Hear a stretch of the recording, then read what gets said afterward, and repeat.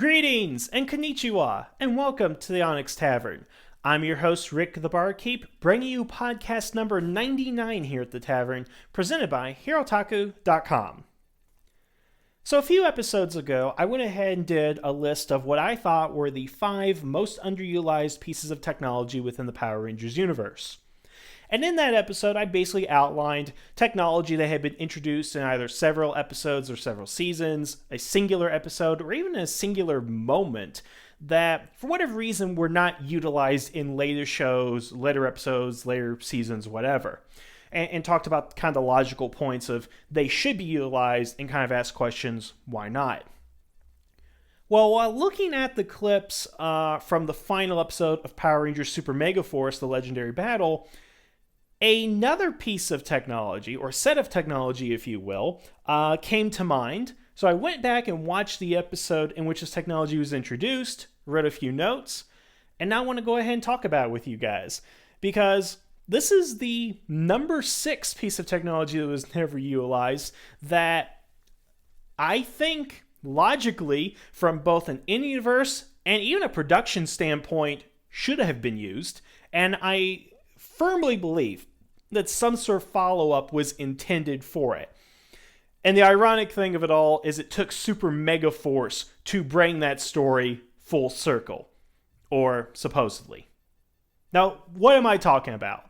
Well, if you haven't read the title of the YouTube video here, I am talking about, from Power Rangers Turbo, the Robot Rangers, who appeared in The Robot Ranger. Notice the use of singular as opposed to plural, because that was a plot twist in the episode. And sorry if I spoiled it for you, but it's been out 15, 16 years now. Okay. But the Robot Rangers were first introduced in this episode as being created by Alpha 5 and Zordon on Eltar, as that's where they are at this part of the series, to be allies and assistants to the regular Rangers in the fight against evil. And so Alpha 5 and Zordon made duplicates of the then current Turbo Teens, TJ, Ashley, Cassie, Carlos, and Justin, and tested them out on Earth. Now, the way they go about doing this is a little odd, and I suggest you just go watch the episode. The episode's a really odd one from a lot of logic standpoints, but nevertheless, the episode was about trying to test these Rangers out. And the thing about the Robot Rangers is that ultimately, in the end, the Robot Rangers proved to be a resounding success, and in a lot of ways, superior to the actual Turbo Teens. So let's talk about the Robot Rangers, what makes them unique, and what they have the regular Rangers do not. First of all, let's talk about their flaws, because it's kind of interesting when we talk about the robots in general within the series. Because you think of typical robots, you think of the Zord, you think of Alpha 5, and you think about Mac from Operation Overdrive, who of course is an android. And if I mix up android with robot, don't kill me over it, it's a simple mistake. They're all automatons, and we're all machines of some sort, but I'm going to use the term robot primarily as that is their designation within the series. So again, the weaknesses. First of all, it seems odd. At the beginning of the episode, Robot Ashley gets Bulk accidentally, spills some milkshakes on her, and she goes to go ahead and repair herself in public view, mind you, which is kind of odd. And she opens the panel on her forearm, and it's smoking at that point as she goes in to start repairing it. And I find it odd that we know that machines are susceptible to water. I put my laptop in a bathtub, it ain't going to work anymore. But for advanced and sophisticated pieces of technology, I find water to be an unusual weakness, particularly given the fact that they're going to be in, very hazardous situations. Water may be involved. I mean, heck, look at the Aqua Base, the fact that water could seep in and potentially damage your Robot Rangers. And yes, they did have Cyborg Rangers later on, and I will talk about that as well within this. So, because there's a lot of robots in Power Rangers and a few Robot Rangers. So water is something that damages them.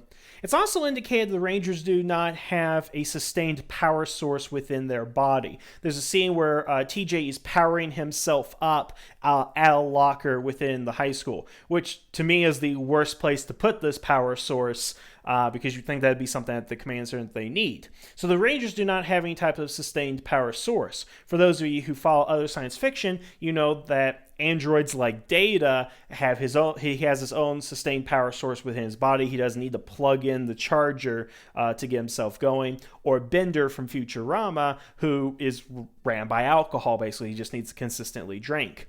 The Robot Rangers have another external power source which they need to charge up to, which, if they don't have it, seems to me to be a severe handicap that they could only be used, say, for short range as opposed to any type of long-term mission, basically. But what makes them superior when you get past their flaws? Well, at the beginning of the episode, Robot Ashley and Robot Cassie go to have, quote, tennis lessons from Bulk and Skull. And Robot Ashley, as she goes up, demonstrates super strength, increased speed, and increased reaction time within this scene as she is, hurling tennis balls at Skull. They're smoking. She breaks the racket because of all the force. So we know that the Robot Rangers are significantly stronger than their human counterparts, especially when unmorphed. Now, there's a debate to be had as to how strong Rangers become when they are actually morphed, but again, in civilian form, they're far more powerful. And so the Robot Rangers, again, they display these powers, and we find out in the episode that they are able to battle Divatox's monsters, and they do win out. They're able to pilot the Zords, use the weapons, know combat skills, all that stuff. They can go ahead and do. So again, other than a few glitches, as Robot Justin points out, they succeed, they work, they are nearly perfect. And also something else that's kind of odd too, is that Robot Justin, the whole point of the episode is that Justin, or we assume to be the real Justin, is paranoid that the Ranger's being replaced by robots. But it's just that he was programmed not to know that he's a robot. So that means he has Justin's memories to believe that he's actually Justin. And you would need the memories in order to get the mannerisms, the way that they speak, the things that they remember, where their locker is, all that kind of stuff. Now, there's a great Batman the Animated Series episode where Hardak has to program knowledge into his Batman duplicate, but he doesn't actually have the memories. Which is something Hardak's creator points out to the robot Batman in that particular episode. But this, to me, seems like they would have the memories as opposed to hard facts. Now, that's debatable and all that, but what this leads me to believe is that the Robot Rangers have these memories, probably not because they were programmed into them, but it is possible that the Rangers had their brains scanned and that their brains duplicated into the robots. I know that sounds a little bit far-fetched, but don't you believe that if this robot believes he's Justin, that at some point Justin's mind is in his body, or at least a digital copy of it, so that it leads him to believe, yes, I'm the real Justin. I know who my father is. I know where to go home and all that kind of stuff. It looks like the events take over place of a day, but reasonably it seems like it may take place over 2 days. Not to mention, we're only picking up at a certain point in the story. Who knows how long the Robot Rangers have actually been active, pretending to be their counterparts, especially long enough for, say, TJ to put up that charging station within his locker at school. So it seems very reasonable based on those facts that they have some recording or some sort of scan of the original Ranger's brain into the robot. Now, with that information in mind, that brings up a whole host of possibilities that were never utilized in the Power Rangers. And let's talk about them. If Zordon and Alpha can create Robot Rangers, first of all, why did they never do it before Turbo? Because we know that they have to utilize teenagers. They had to recruit Tommy, to be the White Ranger and all that. And we know that they had the ability to build the Tiger Zord. It's debatable whether they built the Dino Zords, what exactly happened with the Thunder Zords, but we know for a fact that they had to have built the Tiger Zord to coincide with the White Ranger powers. We know that Billy helped them engineer the Zeo Zords, and we do know that the Turbo Zords were created by them and the Turbo Rangers. The Turbo Teens, or Zeo Teens going into Turbo. So we know they're experienced with robots, And it depends on what level of expertise they had. But it seems to me if they could have done this the whole time, why didn't they do it back in Day of the Dumpster and create robot rangers as opposed to having to recruit humans? That being said, even if they recruit humans and could create robot rangers, why didn't they create another one to take Tommy's place instead of getting the real Tommy? Now, of course, you can argue humanity and the human spirit and all that, but that's not what we're here to do. We're talking about the tactical advantage that robot rangers have over the original of any Power Ranger. But let's say they didn't learn that robot technology until they got back on Eltar and started experimenting with it more. That seems reasonable. So let's go with that. Why only 5? And why of the Turbo Teens? Think about this for a second. If you have the ability to create robot rangers, sure, you would go ahead and test the Turbo Teens. But once you find out they're successful and you get over the obstacles of power source and water damage, then shouldn't you make more robot rangers? Now I'm going to pause for a second because as Linkara thoughtfully brought up in his review of Operation Overdrive, the implications of what Hartford did to create Mac and create life within his android son, that opens a number of questions about the existence of life, the moral code, all that stuff. Go watch Measure of a Man from Star Trek Next Generation to get a full idea of that. Or I, Robot by Asimov. There's a lot of information to go over in that. But leaving that question out for a moment, why didn't they create more robot rangers? If Zordon and Alpha have the ability to do this, and equip them with the turbo powers, or any power source for that matter, why didn't Zordon and Alpha create an army of robot rangers?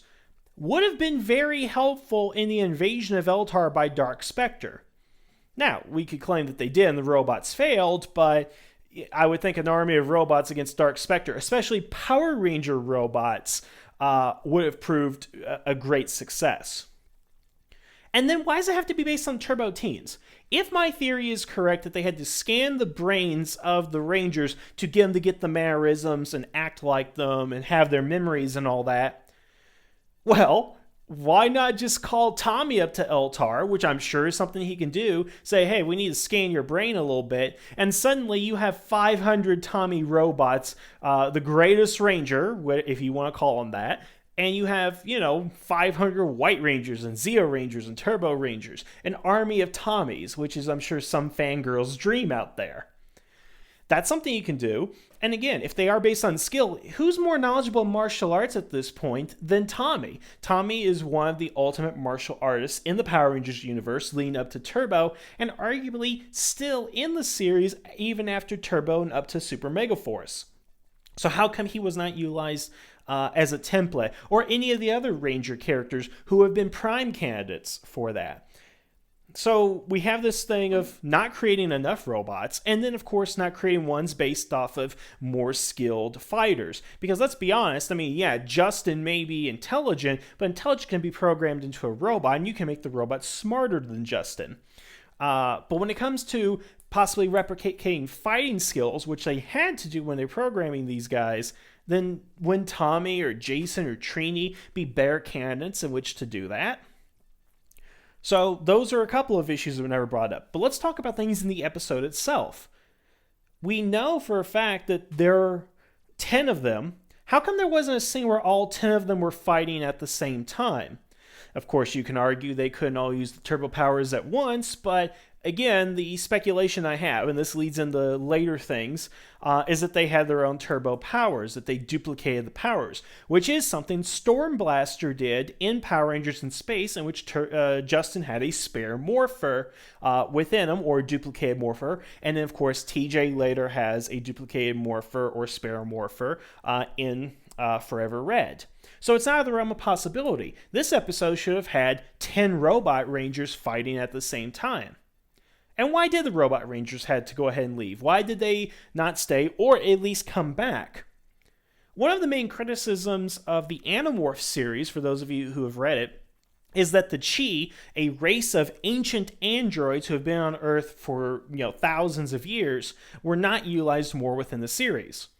Now, the Chi, while being pacifists because they are programmed to be that way and are not capable of violence, would often be used as diversionary tactics, as spies, or they would go ahead and create holograms of the Animorphs' characters to pretend to be them, while Jake, Rachel, Tobias, Marco, Cassie all went out on these dangerous missions to where they couldn't be at home and they want to arise to suspicion.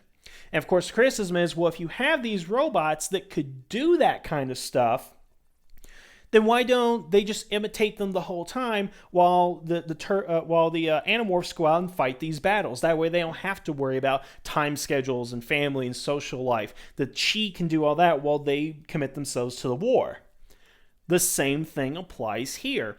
If you have the Robot Rangers, first of all, you can either have the Robot Rangers pose at you at school and do all these things that you can't do and dedicate yourself full-time to being a Ranger because they're still in high school, so they don't have that time and dedication to do it.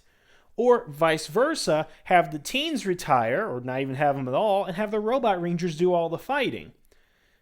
So why isn't that being utilized? If you're not going to use all 10 at the same time, which they could both pilot Megazords, because we see them use both Megazords within the episode, and if you're not going to go ahead and use them in these creative ways, what was the point of bringing them up to only have them leave?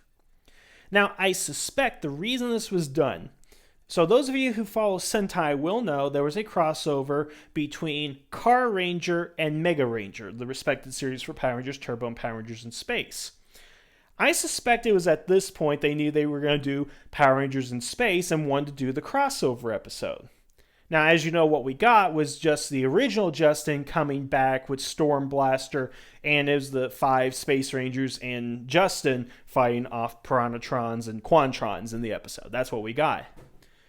But I think the whole reason the Robot Rangers were created in this specific episode was to set up that we have 5 teenagers out there who are our main characters, who are out somewhere in the galaxy, and during the Power Rangers in Space adventures, that they would come back and join forces, because then you could have the turbo powers destroyed on Earth, but still have these turbo powers out there, and then you have the 2 teams of Rangers, use your Sentai footage, however you want to do that.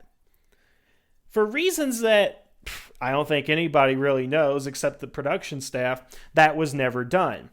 Because you had the actors to play TJ, Cassie, Carlos, and Ashley, who could do double duty as the robots characters. And of course, you can have Justin as the Blue Turbo Ranger as just the robot, or however you want to go ahead and do that, because you have all the actors together. But no, they chose not to go ahead and do that. So I suspect in the short term, it was thought of create these Robot Rangers so that we can go ahead and have the crossover the next season. But again, that never happened. And people ultimately forgot about the Robot Rangers in the grand scheme of things. Skip forward to Power Rangers Super Mega Force. The interesting thing there is, as I will eventually cover once I get a good enough copy of it, the Turbo Teens and the Space Teens are fighting alongside each other within that episode. Well, how can that be? The Robot Rangers. Yes, the implication in Power Rangers Super Mega Force is that the Space Teens are the original characters and have all their powers, but the Turbo Rangers are actually the Robot Rangers who have finally made a return appearance. Now, whether that's true or not is up to speculation, and we don't really have any behind-the-scenes information to prove it or disprove it at this point, but it's a logical theory that we have. So what am I ultimately trying to say about the Robot Rangers? They were shown in one episode, possible set for a crossover that never happened, and of course they fill in the possible plot hole of having the Turbo Rangers and the Space Rangers together within a single episode, which is full of continuity plot holes to begin with. Again, we will get to that episode eventually once I get a good enough copy to do a presentation for you guys. But I think what this brings up is the whole idea of, I guess, Power Ranger armies. Because once again, let's drag from Linkara right here. What did Rose say? You're rich. Build an army, or buy an army, however the quote went. Well, why wasn't that done here? Because again, here's what we need to get our mindset in. Let's get out of the mindset of A, it's a children's television show, and B, let's get out of production values and all this kind of stuff. Strictly from an in-universe logical standpoint, let me repeat that. In-universe logical standpoint, we have Zordon and Alpha, who's waging an endless war against evil. They have the ability to create Zords and robots with, I'm sure, entire planetary resources, given that they built them on Eltar. And yet, at no point after the Robot Ranger episode do we see them utilize this technology or this technology spring up later within the series. Granted, we have the Cyborg Rangers from Power Rangers Lightspeed Rescue, but we have the same type of questions to ask there. If you're able to create these robots, granted they have some glitches, the Cyborg Rangers and the Robot Rangers all had similar issues, and this is something we actually saw perfected later on by Hartford with Max creation or inception. Why was this not utilized within a grand scale? Why isn't there an army of Power Rangers out somewhere in the universe? Why didn't Zordon say, hey, except for the wire and the battery thing, let's make more of these guys? And yes, I know there are the moral implications with that. I've already talked about that. But if you eliminate that, if Zordon is willy-nilly saying, hey, I'm going to go ahead and make Robot Rangers based on these 5 teenagers back on Earth, then why did he never follow up with the plan? I mean, what was the ultimate plan? We're told that Zordon had a master plan that somehow involved the black box that Alpha 6 had at the beginning of Power Rangers in Space. But why was there no follow-up on these Robot Rangers? I mean, you just can't introduce the ability like, oh, by the way, we made 5 Robot Rangers and we will never see them again.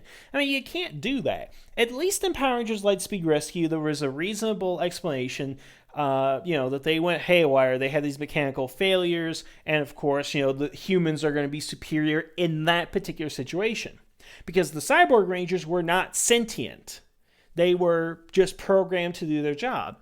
But here you have fully sentient creatures, life forms. They are alive. I will argue that they are alive. That they are,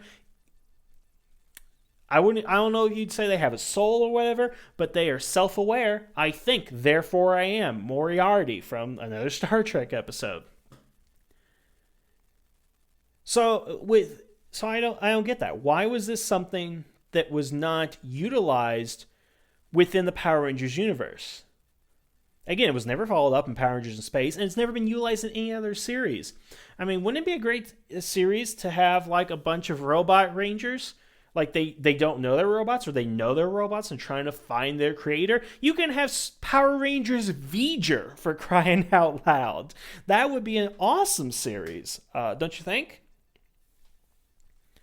Ultimately, what we're looking at is short-sightedness on the creators of Power Rangers, I think.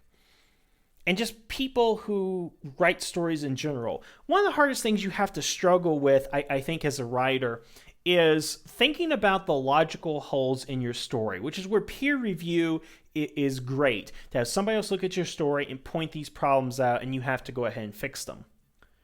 And I'm sure somebody at some point asked these questions when they got the episode. They're like, Robot Rangers. Okay, are they going to come back? Are they going to make more of them? Are they alive?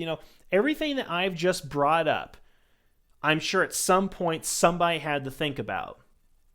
But for whatever reason, they never decided to go ahead and answer those questions. Whether you want to talk about the morality of creating artificial life, if you want to talk about an army of Power Rangers, robots taking over, again, that's, RPM territory and all that. There are just a ton of things that could have been explored within this series about robot armies, but we never had them. And again, they're such a useful tool. I mean, wouldn't it be something if, again, they say, okay, here's 5 Robot Rangers, here's 5 more, here's 5 more. You can have an army of Power Rangers on Earth, led by, TJ, and the Turbo Rangers. But we never got that. And I think that's a shame that that never happened. Again, the most logical thing possible out there was never followed up upon. And I think it's something that we might need to return to one day within Power Rangers, whether that's a sequel to Turbo or another season where it picks up on these threads that were left over from previous shows. Because, again, this is a astounding piece of technology for the Rangers at that time. The only other robot we had seen in Turbo was the Blue Centurion, who's surprisingly absent from this episode, who is from the future, but is not as sophisticated as these robots. We will not see another sophisticated robot, or in this case, android, until Power Rangers Operation Overdrive. Yes, there is Sophie, who's a cyborg, but cybernetics is a little bit different. But there's so many things. It expands far beyond Turbo and is something that, again, sadly, just went under the radar. And again, even I kind of forgot about it for a while, and I had to have Super Megaforce remind me about it. But I'm sure that was probably the case with a lot of people who are trying to justify why the Turbo and Space Rangers were all within the same scene together. So anyway, I think I've said my piece on the Robot Rangers. They were just not used the way that they should have, and that's just sad. But I want to know what you guys think about it. Do you guys think that the Robot Rangers were introduced as a setup for Power Rangers in space? And why do you think they never went through with that? Because that's a big question right there. I just don't know why the production staff wouldn't think, yeah, let's have this crossover. Because if you're talking about saving money, Sentai footage is the way to go, right? Or at least that's what we're led to believe. So anyway, those are my thoughts on the Robot Rangers. Definitely leave comments below because I'd like to know what you guys think. And just as a special announcement, later this week, we will have the 100th podcast of the Onyx Tavern. I suggest you guys, get ready for that. It's something really great, and I'm sure you're going to go ahead and like it, so stay tuned. Otherwise, thank you guys for listening. Have a good evening, and the tavern is now closed.